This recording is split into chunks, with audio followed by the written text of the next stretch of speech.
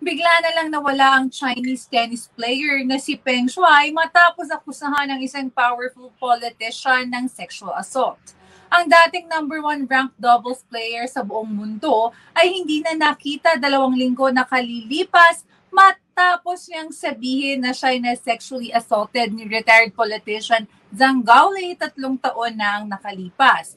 Sa post ng former Wimbledon at French Open winner Peng, inakusahan nito si Gaoli na inimbitahan siya sa Beijing para maglaro ng tennis kasama ang asawa.